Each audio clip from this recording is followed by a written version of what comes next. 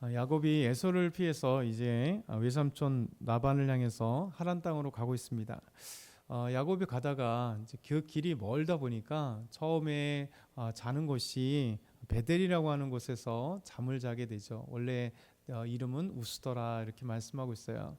베델이라고 하는 그 자체가 저 하나님의 집이라고 하는 그 집 의미가 그렇습니다.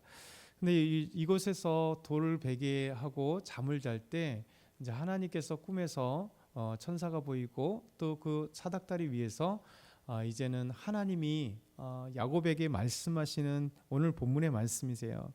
그러면서 이 말씀을 보면서 그런 생각을 해요. 우리도 참 이런 꿈을 꿨으면 좋겠다, 그렇죠? 개꿈 말고 우리 짓누르는 꿈들 말고 이상한 꿈 말고 정말 꿈만 딱 꾸면 우리 하나님이 딱 우리 함께 하시는 그 아름다움들이 있죠. 아니면 또 때로는 천국의 그 아름다운 모습도 꾸고 싶다. 근데 참 믿음의 꿈들은 잘 안 꾸게 돼요. 거의 다 보면 이상한 꿈들. 요즘엔 꿈을 꾸는지 잘 모르겠는데 사람에게는 꿈이 항상 꾸어진다 그래요. 과학적으로 보면 우리가 기억나지 않고 생각나지 않을 뿐 거의 하루에 하나나 뭐 3-4개 이상씩은 머릿속에 막 된다 그래요. 그러면서 어찌됐든 간에 야곱에게 있어서 하나님은 떠나지 않는 하나님이세요. 그러니까 야곱은 하나님을 잘 모르는데 하나님은 야곱과 함께 하시는. 그래서 오늘 말씀 가장 첫 번째 우리에게 생각해 볼 게 하나님이 누구신가예요. 하나님은 누구신가? 그러니까 사실 하나님은 나는 이런 하나님이다라고 하는 지식적으로 이렇게 가르쳐 주는 것보다 삶 속에서 찾아오셔서 그 삶의 경험을 통해서 하나님은 누구신가를 체험하게 하세요. 그러니까 아브라함에게도 그러시잖아요. 항상 하나님께서 아브라함을 이끌어 가시면서 하나님의 살아계심을 알게 되고 하나님이 복 주시는 하나님이시고 또 채워주시는 하나님이시고 비전과 꿈을 주시는 하나님이시고 약속하시는 하나님이시고 그래서 이게 삶의 경험 속에서 이제 하나님을 만나게 되는 겁니다. 저와 여러분도 마찬가지죠. 분명히 성경을 배우고 성경을 묵상하고 성경을 알지만 그 하나님이 진짜 삶 속에 깊이 다가오는 것은 체험 속에 경험하게 되는 거죠. 그러니까 체험의 신앙이 아니라 하나님의 말씀을 바탕으로 하는 체험 신앙이 되게 중요한 거예요. 체험 신앙으로만 나가면 때로는 이단으로 가기도 하고 그리고 되게 독선적인 성경과 상관없는 그런 어떤 신앙을 만들어 가지만 하나님의 말씀을 기준으로 해서 이 말씀이 하나님의 말씀 살아있기 때문에 어제나 오늘이나 동일하게 하나님 말씀입니까? 이 말씀이 내 삶 속에 적용이 되고 이 말씀이 내 삶의 말씀이 되고 그래서 오늘 말씀 자체가 하나님은 살아계신 하나님 어제나 오늘이나 동일하신 하나님이라는 사실을 우리에게 야곱을 통해 말씀하신 하나님이 또 우리에게도 동일하게 말씀하시죠. 우리 10절에서 13절 우리 천천히 다시 읽겠습니다. 야곱이 브엘세바에서 떠나 하란으로 향하여 가더니 한 곳에 이르러는 해가 진지라 거기서 유숙하려고 그곳에 한 돌을 가져다가 베개를 삼고 거기 누워 자더니 꿈에 본즉 사닥다리가 땅 위에 서 있는데 그 꼭대기가 하늘에 닿았고 또 본즉 하나님의 사자들이 그 위에서 오르락 내리락 하고 또 본즉 여호와께서 그 위에 서서 이르시되 나는 여호와니 너희 조부 아브라함의 하나님이요 이삭의 하나님이라. 아멘. 이 야곱이 떠나는 과정 그리고 잠을 자는 과정을 참 아름답게 이렇게 얘기를 합니다. 그러면서 꿈속에서 금방 말씀드린 것처럼 천사가 사닥다리 위에 하늘과 연결된 그 사닥다리에서 오르락 내리락 하는 모습을 꿈을 꾸게 돼요. 그리고 여호와 하나님께서 그 사닥다리 위에서 아브라함에게 야곱에게 이런 말씀을 하세요. 나는 여호와니 너희 조부 아브라함의 하나님이요 이삭의 하나님이라. 이 놀라운 사실을 우리에게 보여주시는 것이죠. 사실 이 말씀은 성경의 곳곳에 우리에게 말씀하세요. 하나님은 이제 아브라함에겐 아브라함의 하나님이라고 하시잖아요. 또 이삭에게도 아브라함의 하나님, 야곱에게는 이제 이삭을 더 하나 붙여서 아브라함의 하나님이요 이삭의 하나님이요. 그리고 이제 야곱을 지나가면 아브라함의 하나님이요, 이삭의 하나님이요, 야곱의 하나님이다. 이렇게 말씀하세요. 모세가 이제 호렙산에서 시내산에서 하나님을 만날 때 불타는 가시떨기 나무 막 불이 떨기나무에서 붙어 있는데 타지 않는 모습 때문에 신기하다 생각하고 가까이 갔을 때 하나님은 그에게 말씀하세요. 출애굽기 3장 5절에서 6절 보면 하나님이 이르시되 이리로 가까이 오지 말라. 내가 선 곳은 거룩한 땅이니 내 발에서 신을 벗으라. 또 이르시되 나는 내 조상의 하나님이니 아브라함의 하나님, 이삭의 하나님, 야곱의 하나님이라. 모세가 하나님 배웠기를 두려워하여 얼굴을 가리매. 그러니까 하나님이 모세에게 자신을 소개할 때 너희 조상의 하나님, 아브라함의 하나님, 이삭의 하나님, 야곱의 하나님이다. 예수님도 마찬가지세요. 부활에 대해서 막 얘기할 때 마태복음 22장 32절에 보면 죽은 자의 부활을 논할진대 하나님이 너에게 말씀하신 바 나는 아브라함의 하나님이요 이삭의 하나님이요 야곱의 하나님이라 하신 것을 읽어보지 못하였느냐. 하나님은 죽은 자의 하나님이 아니요 산 자의 하나님이시다. 이렇게 말씀하고 있어요. 그러니까 하나님이 말씀하시는 것도 예수님 말씀하신 게 뭐냐면 하나님은 아브라함의 하나님, 이삭의 하나님, 야곱의 하나님 3대 걸쳐서 하나님이 계속해서 하나님이시라는 사실이에요. 이 말씀은 언제나 살아계신 하나님이라는 거예요. 영원하신 하나님, 어제나 오늘이나 동일하신 하나님. 그래서 할아버지 아브라함에게도 수백 년 동안 거의 100년 가까운 시간 동안 함께 하셨잖아요. 그리고 이삭에게도 거의 100년을 넘게 180년이라고 하는 긴 시간 동안 함께 하셨잖아요.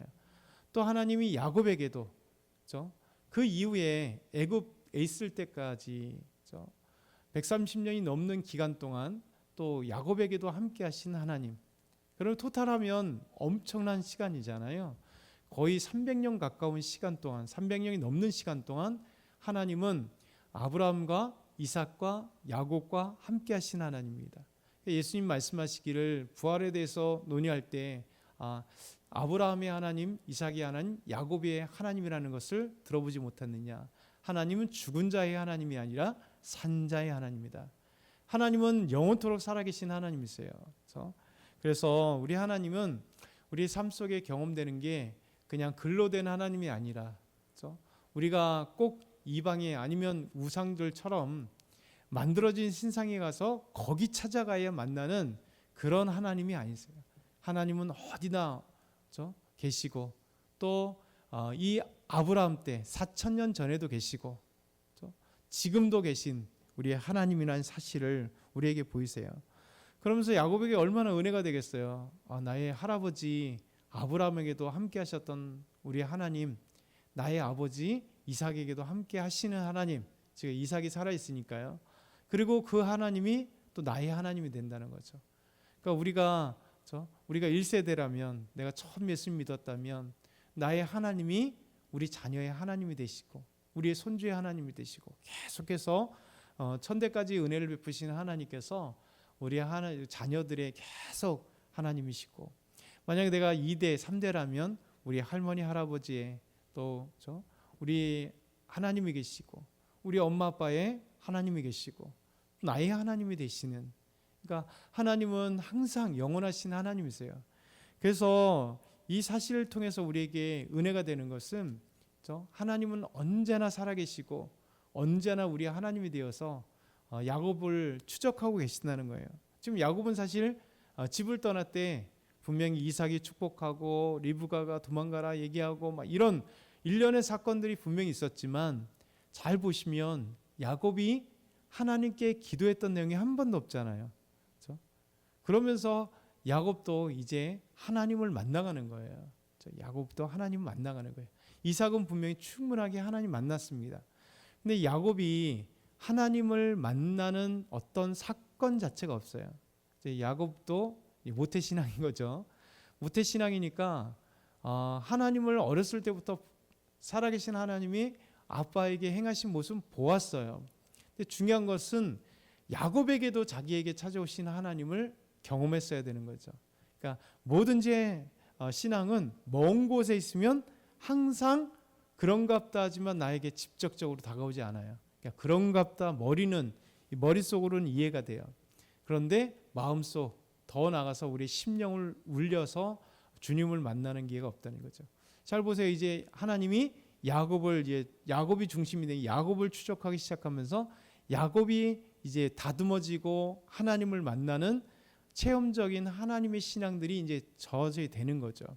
그래서 우리에게도 마찬가지입니다. 우리가 만난 하나님이 우리 사랑하는 자녀들의 하나님이 되기 위해서는 아무리 우리가 말씀으로 양육하고 해도 때로는 안 될 때가 있다는 거예요. 그것이 밑거름이 돼야 되는 것이고 당연한 거지만 그럼에도 불구하고 우리 아이들이 사실 하나님을 팍 경험하지 않으면 그냥 저 멀리에 하나님이 돼요. 교회 아무리 매주마다 나와도 우리 자녀들도 그냥 야곱과 같아요. 그런데 이제 하나님이 이 아이들에게 직접적으로 다가오는 건. 근데 하나님은 항상 지금 준비하고 계신 거예요. 스탠바이로 준비하고 계세요. 누구 때문에 안 돼요? 나 때문에 안 되는 거예요. 내가 하나님을 만나기 위해서 딱 마음을 열어야 되는 순간, 하나님 마음을 만나고 싶은 마음이 생기는 순간 하나님은 항상 준비하고 계시는데 그때부터 만나는 거예요. 하나님을 찬양할 때부터 하나님의 그 위대하심과 사랑하심과 너무나 은혜스러운 하나님을 경험하게 되고 그래서 고통 속에 하나님 만나게 되는 거예요. 그래서 사람은 절대 편할 때요. 우리가 이제 2대 3대가 되면 좋은 거는 진짜 안락하고 편하잖아요. 형통하잖아요. 그리고 순탄해요. 근데 그것이 다 좋은 건 아니라고 말씀드리는 거예요. 성경 자체 그러잖아요. 믿음의 사람들 한번 보면 한 번도 제대로 그냥 평생 형통한 사람 아무도 없어요. 흔들고 어렵고 해야 하나님 만나는 거죠. 그러니까 아브라함을 보세요. 순간순간 하나님이 흔드는 그 시간들, 인생에 위기가 찾아올 때, 또 이삭도 위기가 찾아올 때, 야곱도 위기가 찾아올 때 하나님 만나는 것이고 하나님 찾는 것이고 그러면서 체험적인 신앙이 되는 거죠. 오늘 마지막 두 번째는요. 하나님은 야곱에게 이제 복을 주시죠. 놀랍잖아요. 그냥 나타난 게 아니라 살아계신 하나님께서 그를 추적하시는 하나님이 어제나 오늘이나 동일하신 하나님이 야곱에게 그 할아버지에게 아버지에게 주셨던 놀라운 복을 다시 말씀하시며 복 주신다는 거예요. 14절에 15절 보면 내가 누워있는 땅을 내가 너와 내 자손에게 주리니 내 자손이 땅의 티끌같이 되어 내가 서쪽과 동쪽과 북쪽과 남쪽으로 퍼져 나갈지며 땅의 모든 족속이 너와 내 자손으로 말미암아 복을 받으리라. 그러면서 내가 너와 함께 있어 내가 어디로 가든지 너를 지키며 너를 이끌어 이 땅으로 돌아오게 할지라. 내가 내게 허락한 것을 다 이루기까지 너를 떠나지 아니하리라 하신지라. 참 얼마나 하나님이 놀라운 말씀을 주세요. 사실 이 말씀은 아브라함에게도 하셨고 이삭에게도 하셨고 이삭이 야곱에게 축복하는 그 축복의 말씀에도 있어요. 그런데 하나님이 야곱에게 직접 말씀하신 거예요. 처음으로 하나님이 이 땅을 주겠다는 거예요.